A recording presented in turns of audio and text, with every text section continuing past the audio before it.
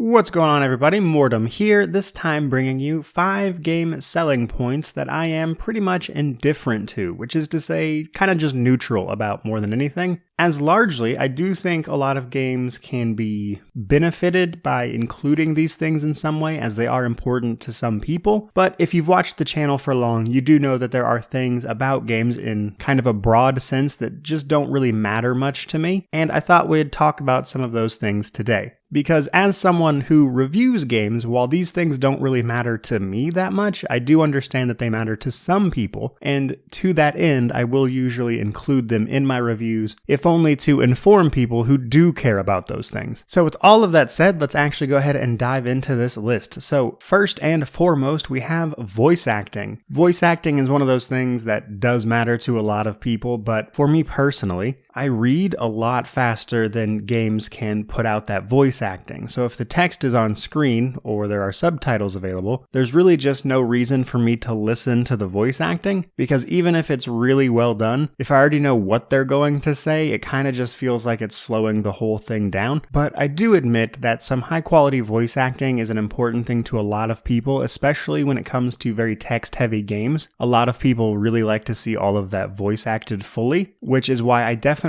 try to mention it where it's relevant in my reviews, as it really alters the experience for a lot of people. But for me, it's rarely an important factor to any degree when it comes to playing games. And that brings us to our number 2 spot, and that is romances. So a lot of people enjoy a good in-game romance. However, while I can appreciate a well-written one, I personally find it hard to care about game characters in that way, I guess, if that makes sense. And while I will usually pursue these in-game, purely because it's content to be experienced, which is of course a big part of a review, generally speaking, tracking these romances down and pursuing them just isn't something I care about doing, and it's not content that is particularly important to me. And while again, I can appreciate a well-written one, personally, they rarely add much to the experience of a title, and thus rarely factor in to my personal enjoyment of said title. But that brings us to number 3, and potentially the most subjective thing on this list, and that is graphics. So, if it wasn't obvious from a channel that primarily covers old CRPG titles, graphics simply aren't high on my list of priorities. And while I have covered many games that do have pretty high graphical fidelity, I'm one of those people who cares a lot more about the gameplay than the look. As long as what is presented visually is cohesive and has a very clear approach to the art direction that isn't just a mishmash of things that don't make sense, then I'm pretty much good to go, be it pixel art, more hand-drawn stuff, etc. Though I did want to mention here, as a bit of a side note, while CRPGs aren't exactly known for their graphics quality, I would tell you that in recent years it is actually starting to improve quite a bit. A lot of the more modern CRPGs that you can play actually do look pretty decent, though even still it's not really on par with things like third-person action games or just more traditional RPG experiences outside of the CRPG genre. But yeah, to reiterate, as long as a game has great gameplay and I enjoy playing it, then graphically I don't really care.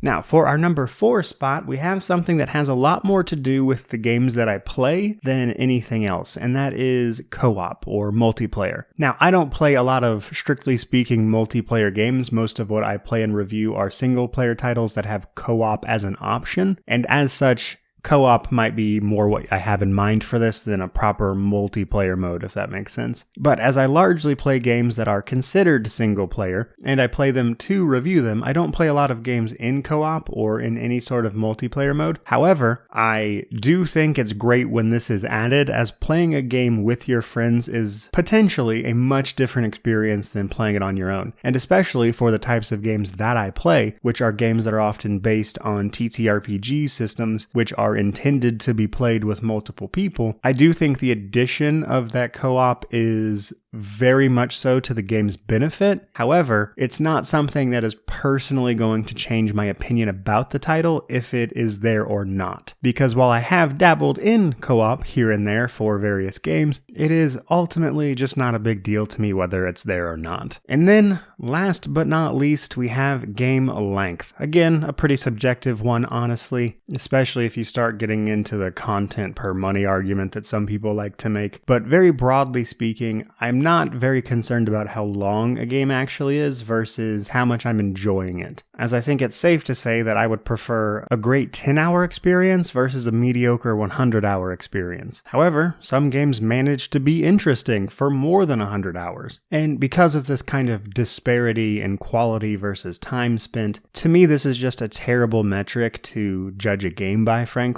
especially when you start factoring in things like replayability, for instance. To give the most recent example of a game I'm playing, The Age of Decadence, my first playthrough of this game took me 5 hours, which you might hear and think, wow, that is incredibly short. But I played a largely pacifist method, which required me to fight very little, which saves you a ton of time. And this is a game with a lot of choice and consequence, meaning that you don't really see all of the game by just playing through it once. And the replayability is where you get a lot of the content from in this game. So if I were to just say, it took me 5 hours to play through this game, well, that's not really telling me anything. And while I admittedly do a lot of research into how long games take generally, this is more about planning my videos out than it is anything else, because in terms of the actual game quality and how much that factors into my enjoyment of a game, the game length is just kind of irrelevant in that regard. But all of that said, guys, there are 5 game selling points that I'm pretty much indifferent to, but nonetheless I recognize are important to a lot of people. Hope you enjoyed the video. If you did, like, comment, subscribe, all that YouTube jazz. But regardless of any of that, truly, just thank you so much for watching. I really do appreciate it. May you wander in wisdom and have an amazing day.